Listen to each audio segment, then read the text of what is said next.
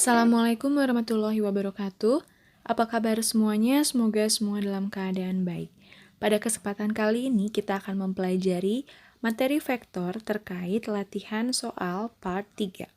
Nah, jadi latihan ini melanjutkan part-part sebelumnya ya. Tapi sebelum kita mulai, untuk yang belum subscribe, silahkan subscribe terlebih dahulu dan nyalakan lonceng notifikasinya, supaya mendapatkan notifikasi pada setiap video baru terkait latihan-latihan soal seperti ini. Baiklah, mari kita mulai. Kita mulai dari nomor 16. Di sini terdapat koordinat titik A, B, dan C secara berturut-turut adalah 3,2, 6,3, dan 5,6. Nah, di sini ada pertanyaannya, ada pertanyaan poin A, B, C, dan D. Jadi ini soal uraian ya, bukan soal pilihan ganda. Oke, kita mulai dulu langsung mengerjakan poin A. Nah, jika ditanyakan vektor AB dan BC, sedangkan kita mengetahui koordinat titik A, B, dan C, maka kita tinggal mengingat-ingat. Caranya adalah vektor AB itu sama dengan koordinat B dikurang koordinat A. Nah, jadi kita kurangkan koordinatnya. Ini sebenarnya boleh dituliskan dalam bentuk matriks kolom ke bawah, atau boleh juga seperti ini. Jadi, bebas ya. Yang penting adalah koordinat B dikurang koordinat A. Maka, kita memperoleh 6 dikurang 3.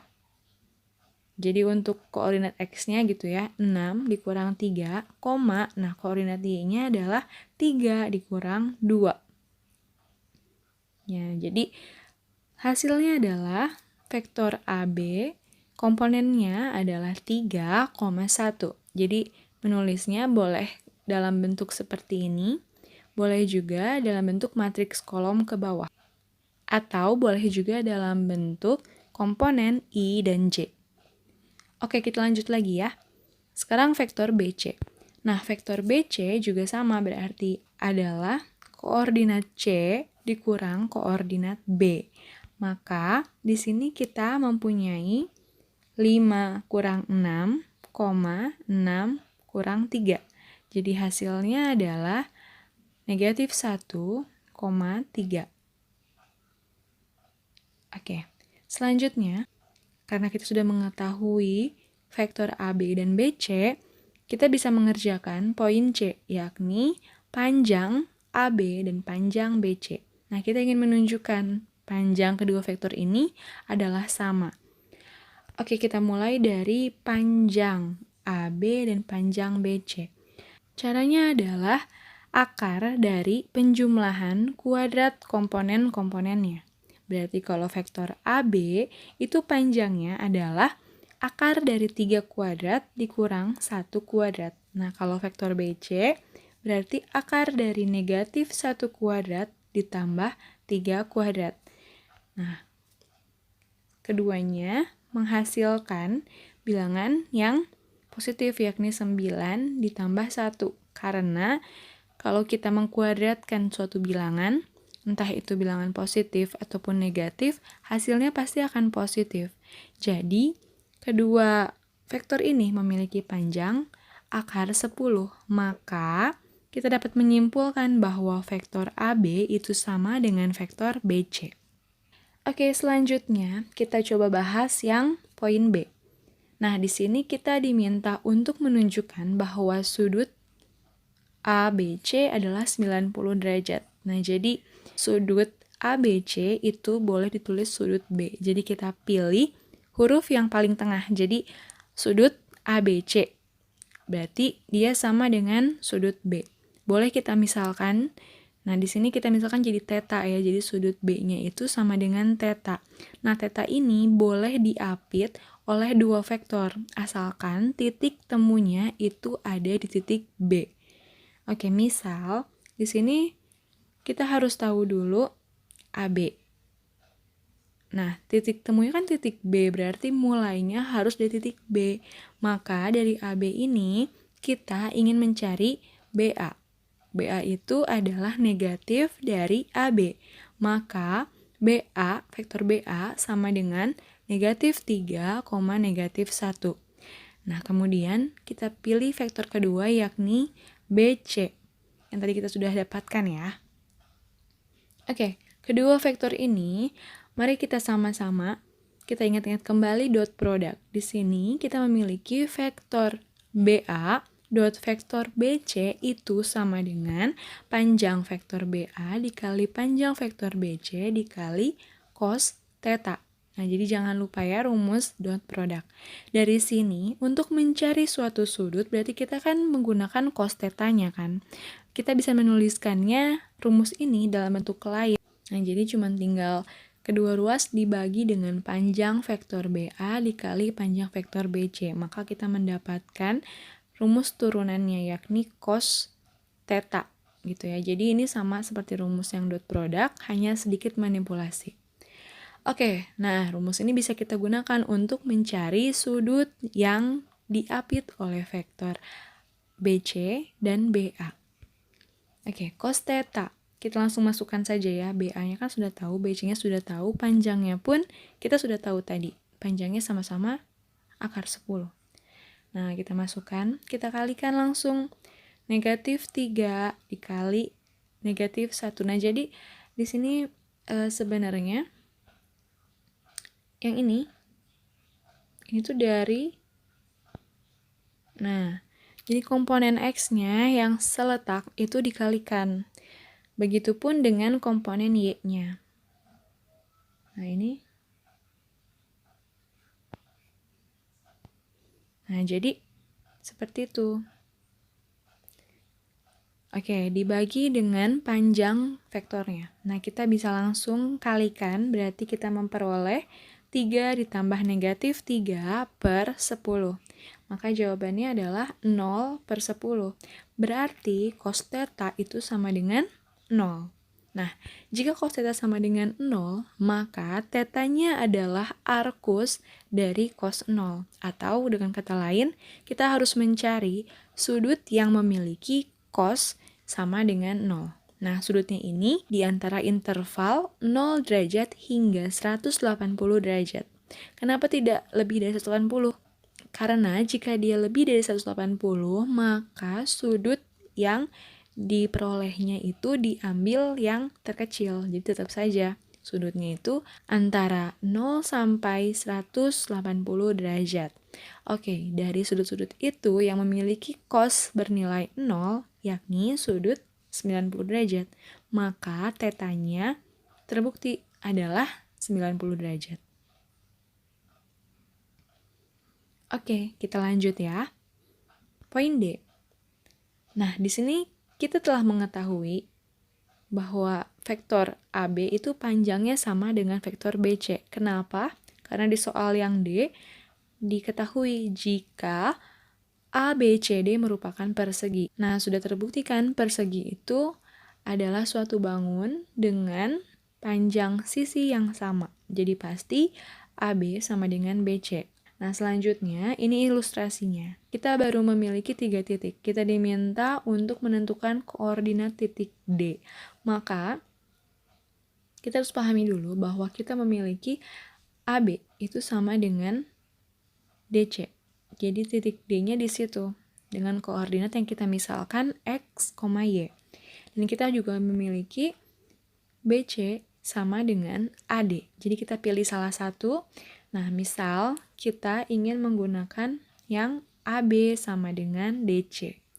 Nah, maka karena kita mengetahui koordinat AB-nya sama dengan 3,1, maka AB sama dengan C min D. Nah, koordinat C-nya kita masukkan 5,6. Jadi, koordinat titik D adalah 5,6 dikurang 3,1. Maka titik D-nya adalah 2,5. Bisa dipahami ya? Jadi, kita menggunakan definisi vektor untuk mencari titik B. Diperoleh dari vektor DC. Oke. Nomor selanjutnya. Nomor 17. Nah, secara berturut-turut, vektor posisi dari PQR yaitu 7, 10, 3, 12, dan negatif 1, 4. Nah, ini cara penulisan vektor posisi dengan cara matriks kolom ke bawah. Oke, kita coba langsung ke soal yang A. Di sini kita diminta untuk menentukan vektor PQ dan RQ, serta tunjukkan bahwa kedua vektor tersebut saling tegak lurus. Berarti pertama kita harus memiliki dulu vektor PQ dan RQ. Caranya sama seperti tadi. Jadi kita bisa mencari vektor PQ dengan cara Q dikurang P, yakni koordinat X dari Q dikurang koordinat X dari P, dan koordinat Y dari Q dikurang dengan koordinat Y dari P. Jadi kita memperoleh 3 dikurang negatif 7 itu negatif 4, dan 12 dikurang 10 itu 2. Jadi jawabannya adalah negatif 4,2. Sebenarnya bisa kita tuliskan dalam bentuk matriks kolom ke bawah, seperti ini.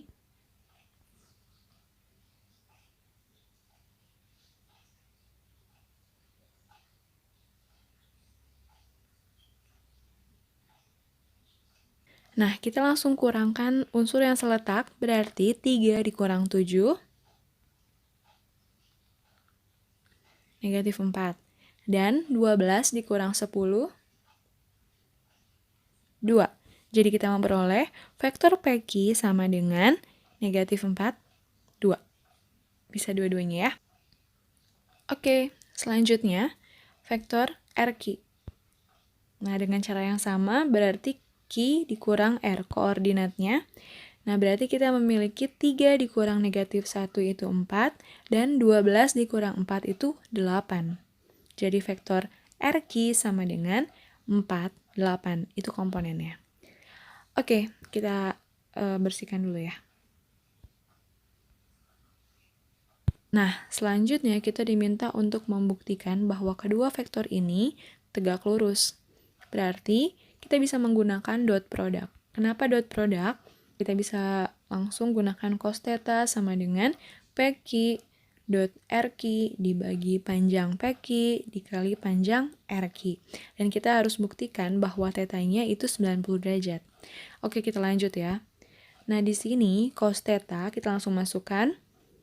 Nah, PQ itu komponennya negatif 42 dan RQ 48. Bawahnya kita abaikan dulu ya. Jadi bawahnya itu masih panjang PQ dikali panjang RQ.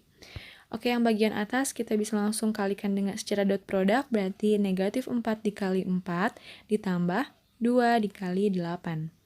Nah, dibagi dengan tadi sama ya, penyebutnya masih panjang PQ dikali panjang RQ. Oke, yang atas kita memiliki ternyata 0.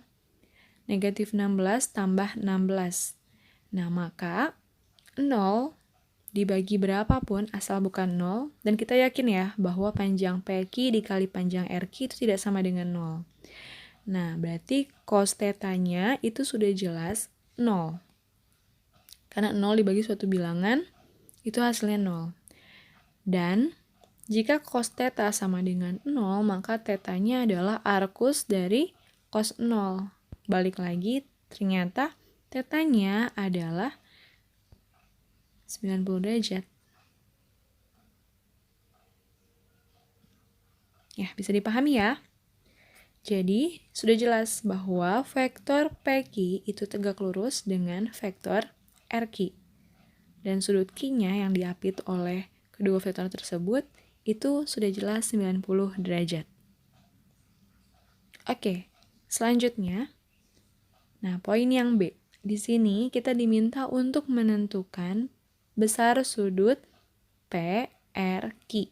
Berarti di sini sudutnya sudut R yang kita cari. Ya, oke. Kita langsung cari dulu vektor yang mengapit sudut tersebut. Jadi vektornya harus mulai dari titik R. Yang pertama RP. Nah, kita langsung cari.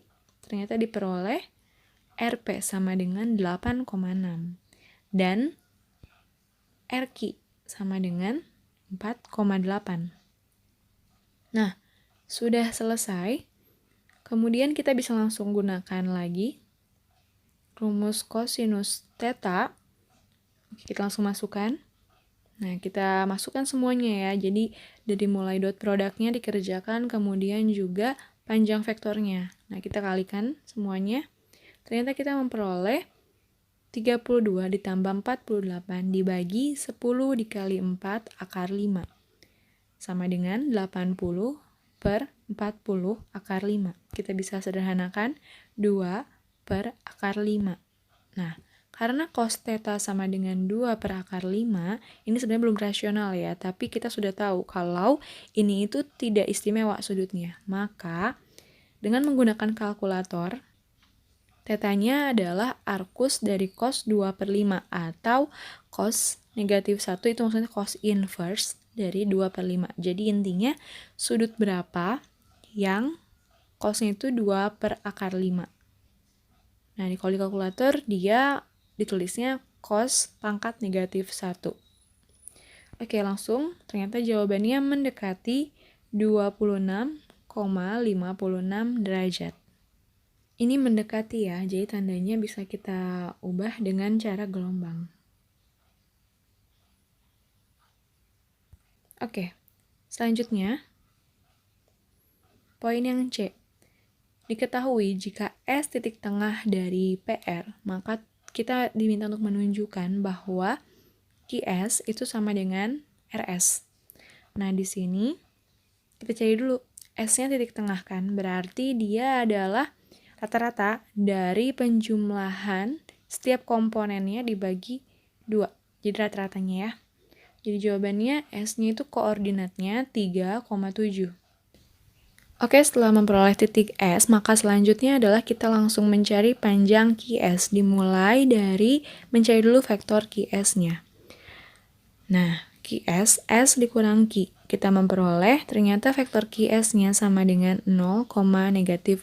Maka panjangnya adalah akar dari 0 kuadrat ditambah negatif 5 kuadrat. Jadi jawabannya akar 25 sama dengan 5. Selanjutnya kita juga mencari vektor RS-nya terlebih dahulu. Ternyata diperoleh 4,3. Nah, kita cari juga panjangnya. Panjangnya adalah akar dari 4 kuadrat ditambah 3 kuadrat. Berarti akar 16 ditambah 9 sama dengan akar 25 sama dengan 5. Nah, dari sini terbukti bahwa panjang vektor QS itu sama dengan panjang vektor RS. Oke, selanjutnya ya, poin D. Nah, kita diminta untuk menentukan besar sudut PSQ, atau kita gunakan tengahnya saja berarti sudut S. Di sini kita buat dulu sketsanya. Nah, di sini ada 3 titik P, Q, R, kemudian ditambah S di tengah-tengah antara P dan R. Oke, sudut yang kita cari adalah sudut yang X di segitiga Q, S, P. Bisa dipahami ya? Sudut X. Di sini berarti kita menggunakan vektor, boleh ya, QS dan PS. Kenapa QS? Karena kita sudah mengetahuinya di poin sebelumnya tadi, di poin C. Kemudian kenapa PS? Ya karena harus memuat titik S, maka selain QS, maka PS. Dan PS kita bisa tahu dia sama dengan RS, karena panjangnya sama dan arahnya juga sama. Berarti kita bisa pakai yang di poin sebelumnya. Nah, QS-nya adalah 0,-5 dan PS-nya adalah kebalikan dari RS, yakni negatif 4,3 dengan panjang yang sama. Oke, langsung kita coba kalikan. Nah, hasilnya adalah 0 ditambah 15 dibagi 25. Jadi, cos theta sama dengan 3 per 5. Nah, kita sudah mengetahui ini adalah sudut istimewa 53 derajat, tapi kalau kita hitung di kalkulator, ternyata hasilnya itu 53,13 derajat. Nah, jadi inilah sudut PSQ atau sudut S yang kita cari. Oke, kita lanjut ya. Nomor 18. Diketahui vektor A, komponennya adalah negatif 2, 3, 4, dan vektor B komponennya adalah X, 0, 3.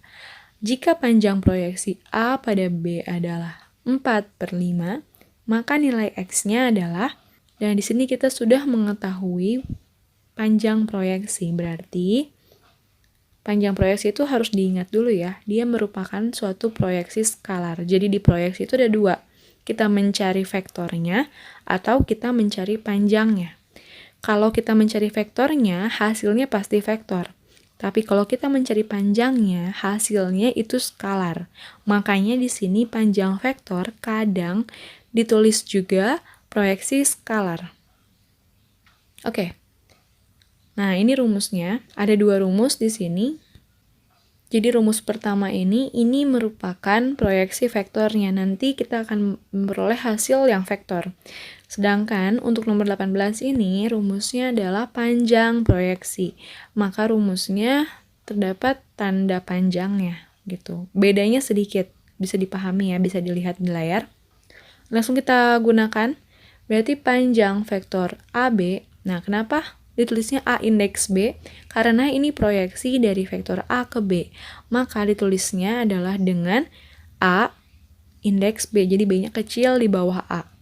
Nah, rumusnya bisa langsung di copy paste aja tadi dari samping. Langsung kita masukkan ya, vektor A dan B-nya sudah tahu kan, berarti 4/5 itu sama dengan vektor A-nya bisa kita tulis ke samping saja ya, supaya hemat tempat. Negatif 2, 3, 4, dot X03. Nah, panjang vektor B-nya akar dari X kuadrat ditambah 0 ditambah 3 kuadrat. Nah, kita bisa langsung kalikan secara dot product dulu. Berarti 4/5 sama dengan negatif 2X ditambah 0 ditambah 12 dibagi akar X kuadrat ditambah 9. Maka langsung kita bisa kali silang. Nah, diperoleh seperti di layar. Kemudian kita sederhanakan. Kita bagi 2 ya.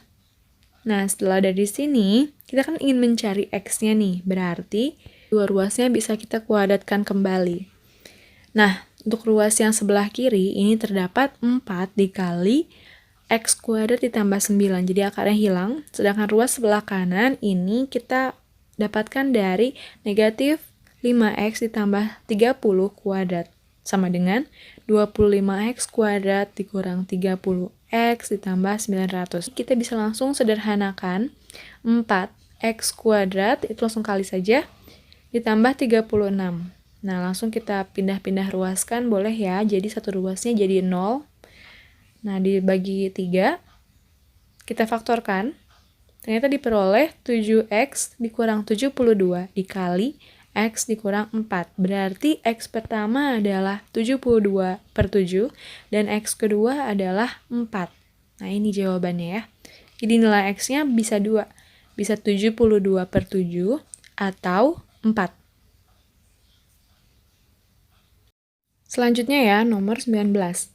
Jika diketahui segitiga ABC dengan koordinat A sama dengan 0,0,0, koordinat B sama dengan 2,2,0, dan koordinat C sama dengan 0,2,2. Nah, kita diminta untuk menentukan proyeksi vektor AB pada AC. Berarti, proyeksi vektor AB pada vektor AC, ini pertama kita harus mencari dulu vektor AB-nya dan AC-nya.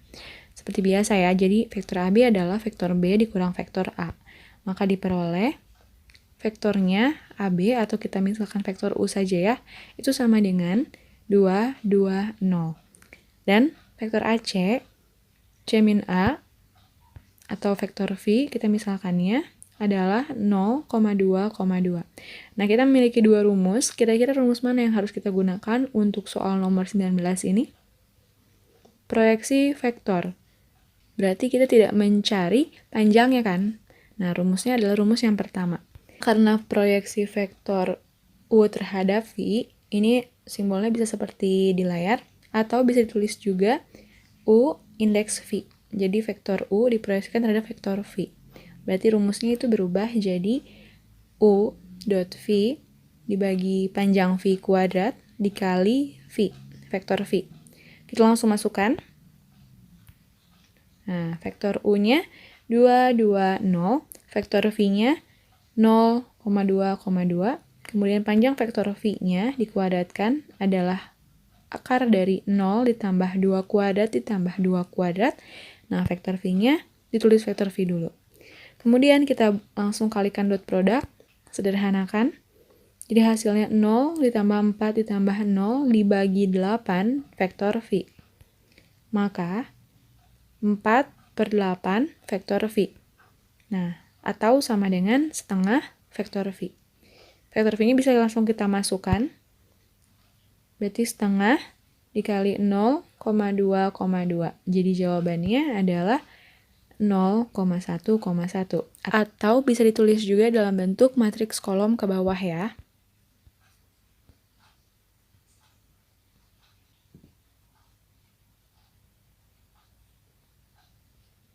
Dan juga bisa dalam komponen I, J, dan K. Karena komponen I-nya 0, J-nya 1, dan K-nya 1, maka jawabannya adalah J ditambah K.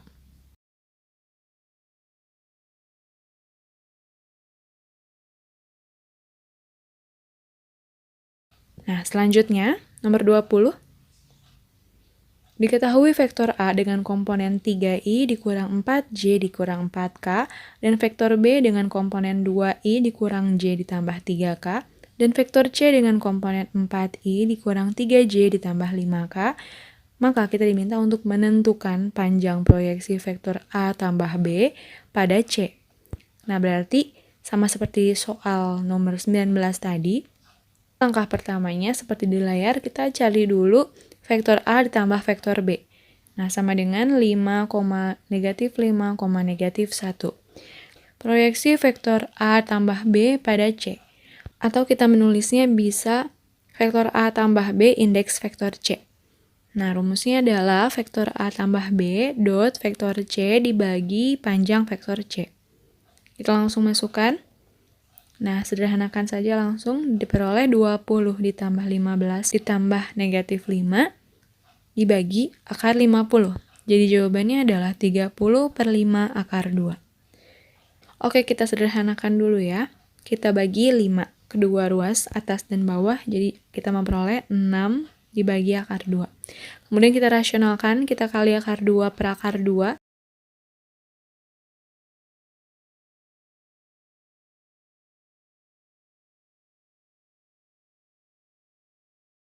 Kita memperoleh, nah, di sini kita sederhanakan langsung, hasil akhirnya adalah 3 akar 2. Oke, selanjutnya ya, soal nomor 21. Diketahui vektor A dengan komponen 1, 1 akar 2. Vektor B dengan komponen 2, 2 akar 2P. Dan vektor C dengan komponen 0, Q akar 2. Jika panjang proyeksi B pada A adalah 1 dan B tegak lurus dengan C, maka nilai P dan Q-nya berapa? Yang diketahui di soal adalah panjang proyeksi B pada A. Berarti kita langsung masukkan rumusnya. Panjang dari vektor A indeks B. Nah, langsung vektor A dot vektor B dibagi vektor A. Maka 1 sama dengan 1 akar 2 dikali 2 akar 2P dibagi 1 akar 2 dalam akar. Bisa dipahami ya, jadi karena panjang proyeksi sudah diketahui, langsung masukkan saja. Oke, langsung kita hitung dulu dot produknya. Kita memperoleh, seperti di layar, bisa langsung kali silang, atau 2 ruas dikali 2. Nah, kemudian saling menghilangkan, karena kedua ruas dikurangi 2.